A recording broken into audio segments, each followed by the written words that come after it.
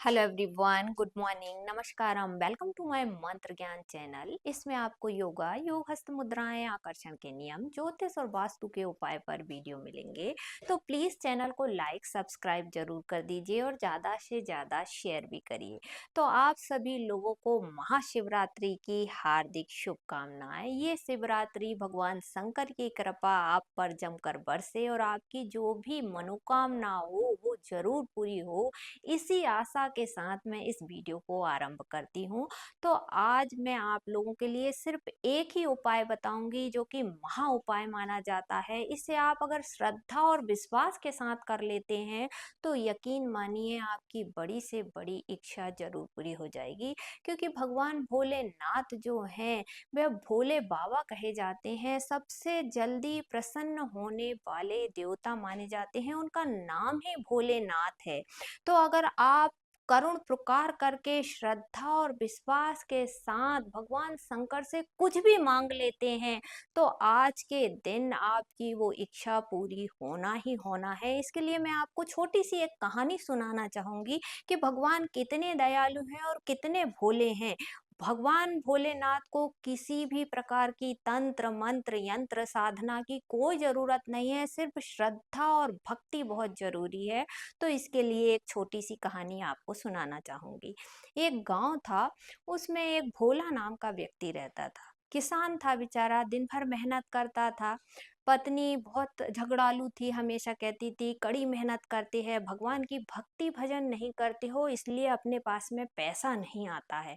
इसलिए तुम क्या करो कि बाजू वाले मंदिर में जाओ और वहां पंडित जी से कोई मंत्र लेकर आओ, मंत्र साधना करो और हम अपन लोग भी बड़े आदमी बन जाएंगे। इस टाइप से उसकी पत्नी ने कहा। भोला ने सोचा ठीक है, दिन भर मैं मेहनत करता हूँ फिर भी आर्थिक स्थिति ठीक नहीं हो रही है, तो वो क्या करता है बाजू वाले मंदिर में चला जाता है। वहां पर जो है पंडित जी भगवान शंकर का जलाभिषेक कर रहे होते हैं, मंत्र बोल रहे होते हैं। अब भोला वहां पहुंचता है, भगवान प्रणाम करता है पुजारी जी को और बोलने लगता है कि भगवान मेरे को भी कोई मंत्र बताइए जिससे मैं भगवान की पूजा आराधना साधना कर सकूं। परंतु पंडित जी जो है उनकी पूजा में डिस्टर्ब हो रहा था। उसने सोचा ये कहाँ से आ गया, इसलिए इशारे से बोलते हैं कि आज नहीं कल आना, अभी मैं पूजा कर रहा हूँ। भोला चला जाता है। फिर दूसरे दिन आता है, पंडित जी फिर पूजा करते रहते हैं, भगवान का मंत्र उच्चार करते हैं, जल अभिषेक करते हैं। भोला फिर से पूछता है पंडित जी मुझे भी कोई मंत्र बता दीजिए जिससे मैं भी धनवान बन सकूं। पंडित जी सोचते हैं फिर से ये डिस्टर्ब करने आ गया, इसलिए बोलते हैं आज नहीं कल आना, मेरी पूजा डिस्टर्ब हो रही है। भोला फिर चला जाता है। तीसरे दिन फिर भोला उसी टाइम पे पहुंच जाता है जब पंडित जी भगवान का श्रृंगार करते हुए रहते हैं, भगवान की पूजा करते हुए रहते हैं। भोला फिर से उनसे पूछता है कि मुझे कोई मंत्र बता दीजिए पुजारी जी, ताकि मैं भी अपनी आर्थिक स्थिति ठीक कर सकूं। पंडित जी चिढ़ जाते हैं क्योंकि वो तो पूजा करते रहते हैं, तो वो कहते हैं टेम देखे ना बखत और आन बैठे बैठे कम बखत। तो ये जो कहानी है बहुत गांव की भाषा की कहानी है, गांव की है। तो पंडित जी बोलते हैं कि टाइम देखे ना टेबल और आन बैठे कम बखत। अब बेचारा भोला इतना सीधा रहता है कि उसे लगता है कि यही मंत्र है, इसलिए वो चला जाता है और एक नदी के किनारे बैठता है और एक चिकना सा गोल पत्थर ढूंढ लेता है जो कि शंकर जी के शेप का रहता है, शिवलिंग जैसा रहता है। उस पत्थर को स्थापित कर देता है और लोटे में जल लेता है, नदी के किनारे बैठ जाता है और बस यही शुरू कर देता है। टेम देखे ना बखत आन बैठे कम बखत, टेम देखे ना बखत आन बैठे कम बखत। अब ये वो बोल रहा है, उधर से क्या होता है, शंकर जी और पार्वती जी घूमने के लिए निकलते हैं। तो पार्वती जी हंसकर बोलती हैं शंकर जी से कि भगवान ये तुम्हारा कैसा भक्त है, कौन सा मंत्र का उच्चार कर रहा है कि टेम देखे ना बखत और आन बैठे कम बखत। हमारे भक्तों को देखिए कितनी शानदार पूजा करते हैं, सिस्टमेटिक मंत्र उच्चार करते हैं, इत्र चढ़ाते हैं, फूल चढ़ाते हैं और पूजा आरती करते हैं। ये तुम्हारा भक्त कैसा है, ये कैसा मंत्र बोल रहा है। भगवान भोलेनाथ बोलते हैं देखो पार्वती, यही मेरा सच्चा भक्त है। पार्वती जी बोलती हैं कि ठीक है, मैं इसकी परीक्षा लूंगी। तो भगवान कहते हैं ले लो। पार्वती जी एक बुढ़िया का भेष बना लेती हैं और वहां पर पहुंचती हैं। अब वो भोला से पूछती हैं कि भाई तुम कौन से भगवान की पूजा कर रहे हो। तो पर उसने उसको मंदिर के पुजारी जी की याद आती है कि जैसे ही वो पुजारी जी से पूछता है तो पुजारी जी बात नहीं करते हैं, इसलिए वो भी कुछ बोलता नहीं है, कहता आज नहीं, मेरे को डिस्टर्ब हो रहा है, यहाँ से जा। पर वो जाती नहीं है, फिर से पूछती हैं, वो शुरू रहता है अपना टेम देखे ना बखत आन बैठे कम बखत, टेम देखे ना बखत आन बैठे कम बखत। फिर से पार्वती जी पूछती हैं कि भाई तू बता तो कौन से भगवान की पूजा कर रहा है। परंतु वो कुछ न टेम देखे ना बखत आन बैठे कम बखत। फिर पार्वती जी पूछती हैं कि भैया बता तो कौन से भगवान की पूजा कर रहा है।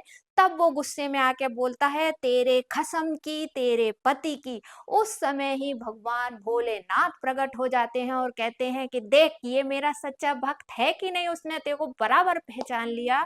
तो ये कहानी सुनाने का तात्पर्य यही था कि भगवान इतने भोले हैं कि आप श्रद्धा और विश्वास से मात्र एक लोटा जल भी चढ़ा देते हैं तो भोलेनाथ प्रसन्न हो जाते हैं। तो आज का एक छोटा सा सरल महा उपाय आपको महाशिवरात्रि पे कर देना है, तो भगवान आपकी समस्त मनोकामना को जरूर पूरी कर देंगे।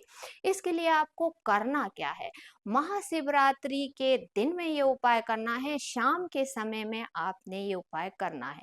आपने क्या करना है, एक नाग लेकर आना है, तांबे का एक नाग लेकर आ जाइए, आप पहले ही एक नाग लेकर आ जाइए।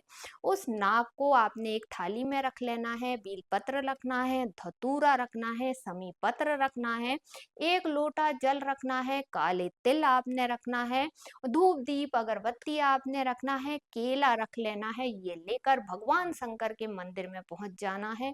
उसके बाद सबसे पहले नंदी जी को प्रणाम करिए, उनसे अपनी मनोकामना कान में बोल दीजिए।